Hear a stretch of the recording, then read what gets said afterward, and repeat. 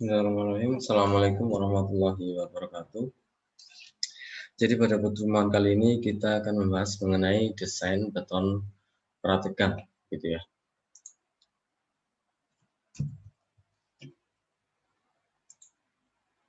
Nah, urutan logika dalam proses beton prategang ini adalah mendesain penampang yang dibutuhkan berdasarkan lentur akibat beban bekerja, gitu ya.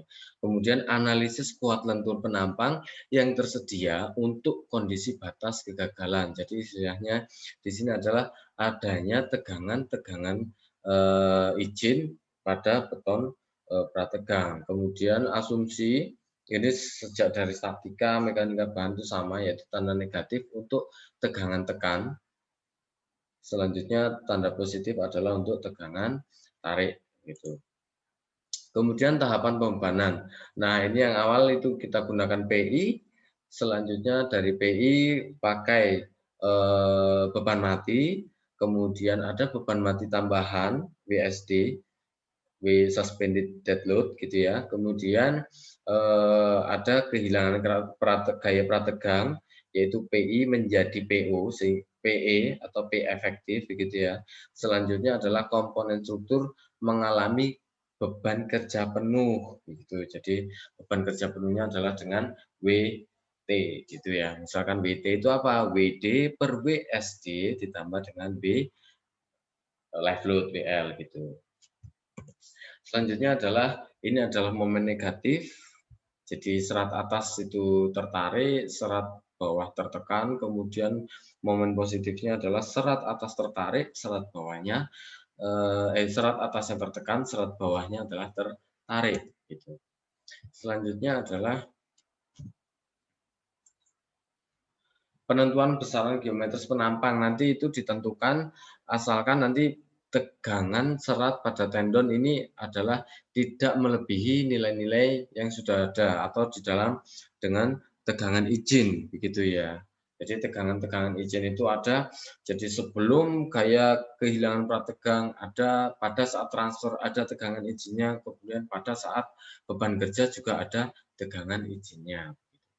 Dalam satuannya pun juga harus berhati-hati. Selanjutnya adalah di dalam kurva deformasi pembebanan. Jadi yang pertama, perhitungan tegangan pada saat awal atau pada saat transfer. Ini masih menggunakan P inisial, kemudian momennya adalah momen akibat dead load, beban mati, kemudian kita hitung tegangan serat atas, dan di sini adalah tegangan serat bawah. Persyaratannya adalah tidak boleh melebihi ini FTI atau FCI. Selanjutnya adalah tegangan efektif sesudah kehilangan tetapi belum terkenai beban kerja total, maka P-nya sudah menjadi P efektif, kemudian momennya masih akibat beban mati untuk serat atas dan serat bawah. Persyaratannya adalah tegangan FT dan FC, gitu. Selanjutnya adalah tegangan akhir. Nah, di sini tegangan akhir pada kondisi beban kerja, yaitu P-nya adalah P efektif, momennya adalah momen akibat beban total, yaitu MD plus MSD plus M live load, gitu ya. Kita hitung serat atas dan serat bawah. Nah, selanjutnya untuk desain lentur penampang. Desain lentur penampang ini dibagi dua. Nanti terjadi yang pertama adanya eksentrisitas tendon yang bervariasi, begitu. Karena eksentrisitas tendon yang bervariasi biasanya E maksimum. Jadi eksentrisitas dari tendon itu maksimumnya pada tengah bentang, gitu. Kemudian eksentrisitas tendon konstan. Di sini karena eksentrisitasnya konstan, maka pada tumpuan ataupun pada lapangan itu sama. Maka di sini Emaxia pada tumpuan dan lapangan sama, gitu ya. Yang pertama, balok dengan eksentrisitas tendon bervariasi. Bentuk tendonnya adalah seperti ini. EE eksentrisitas pada elastomer. Di sini EC eksentrisitas pada center gravity dari balok ini atau tengah bentang. Kalau CGC ini center gravity gitu untuk penampangnya. Center gravity of concrete. Kalau CGS ini center gravity of steel atau tendon gitu ya. Nah, yang di sini yang tipe A itu adalah tipe harp, yang kedua adalah tipe drag gitu. Melengkung atau segitiga, segitiga atau melengkung. Nah, kemudian untuk balok dengan eksentrisitas tendon bervariasi, pertama kita menghitung gaya prategang efektif. Nah, di sini kita bisa langsung menggunakan rasio prategang residual atau kehilangan prategangnya berapa, begitu ya. Atau kalau kita menghitung sendiri kehilangan prategangnya, maka PE ini juga kita sudah bisa mendapatkannya, kan begitu. Jadi ada delta FT dan di sini ada delta FB gitu. Selanjutnya tegangan itu pada serat atas. Jadi akibat adanya kehilangan prategang, jadi tegangan dikurangi awal tadi inisial dikurangi dengan kehilangan prategang, maka kita mendapatkan tegangan itu. Serat atasnya adalah seperti ini. Kemudian serat bawah adalah seperti ini. Nah, selanjutnya karena di sini ada dalam perencanaan, maka penampang yang dipilih harus memiliki modulus penampang lebih besar dari yang kita hitung. Nah, ini tadi adalah asumsi perhitungan dari tegangan tadi dengan kehilangan prategang. Kemudian S-nya ini adalah dari salah satu karakteristik penampang yang bisa kita cari. Begitu. Jadi S atas atau statik modulus penampang atas itu tidak boleh kurang dari rumus ini. Kemudian statik modulus bawah juga tidak boleh kurang dari ini. Selanjutnya kita cari di dalam tabel penampang bahwa modulus penampang yang memenuhi itu yang mana. Maka penampang itulah yang akan kita pilih sebagai desain balok beton prategang. Begitu. Selanjutnya dengan eksentrisitas tendon kita bisa memperkirakan P inisial, kemudian FJI-nya kita juga sudah dapat. Selanjutnya dengan eksentrisitas tendon konstan ini balok dengan tendon lurus gitu ya. Jadi tidak melengkung, maka delta FT-nya atau delta FW-nya adalah sebagai berikut.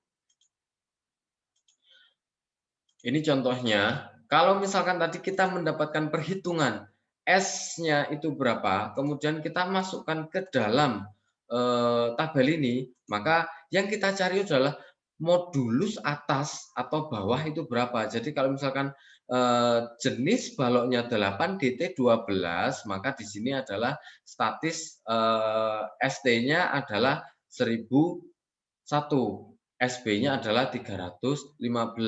Kemudian lebar flashnya ini, kedalaman flashnya ada, total kedalamannya ada, lebar webnya ada.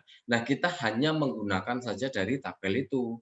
Ini kalau misalkan kita menggunakan tipe PCI. Nah, selanjutnya kalau misalkan kita menggunakan tipe AAS-HTO atau ASTO yang seperti ini, bentuk ini, di sini ada pada buku Nawi, maka referensinya adalah setelah kita mendapatkan nilai statis modulus atas dan bawah, kita memasukkan ke dalam ini. Kalau misalkan nilai S-nya itu adalah diperoleh 1.800, ST-nya 1.800, kemudian SB-nya adalah 3.000 misalkan, maka kalau misalkan kita gunakan tipe 1 tidak mungkin karena S-nya kurang. Di sini tipe ASTO tipe 1 modulus penampang atasnya 1.400, tetapi tadi kita mendapatkannya 1.800. Kemudian modulus penampang bawahnya adalah 3.000, tetapi di sini 1.800, maka kurang. Sehingga kita coba penampang lain dengan modulus penampang atas 2.527. Itu masih masuk karena di atas 1.800. Kemudian modulus penampang bawahnya juga sama 3.000 dan di sini adalah 3.300. Maka statis modulusnya adalah lebih besar dari yang kita asumsikan awal. Nah, selanjutnya dari penampang yang kita dapatkan,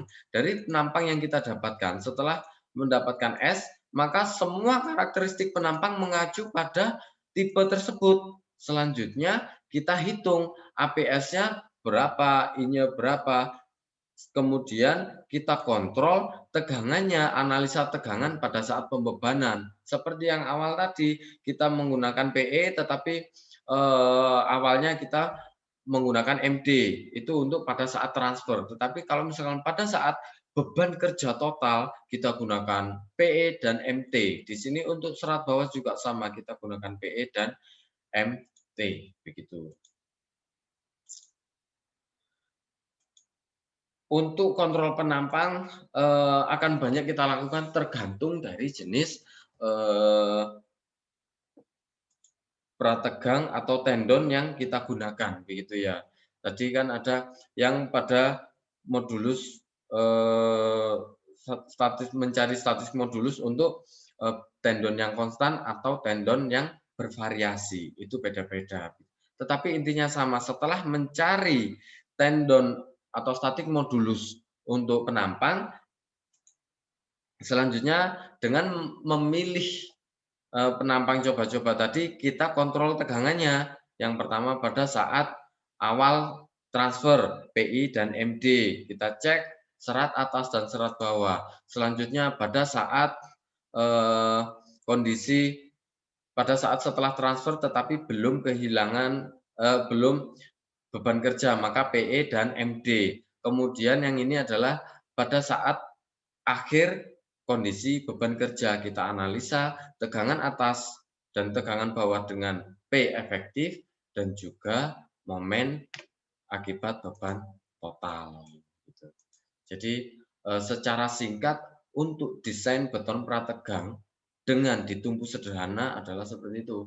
Jadi kita tidak perlu menghitung karakteristik penampang. Di sini sudah ada. Kalau misalkan kita gunakan tipe yang pertama, maka bagaimana karakteristik penampangnya? Di sini sudah ada, tebal sayapnya ada, lebar sayapnya ada, kemudian CT, CB juga sudah ada, kemudian berat sendiri pun juga sudah ada. Kemudian jarak titik beratnya juga sudah ada seperti pada tabel berikut. Jadi desain dari balok sederhana untuk beton prategang seperti itu. Jika ada yang ditanyakan, segera menghubungi saya. Saya akhiri pertemuan kali ini. Wassalamualaikum warahmatullahi wabarakatuh.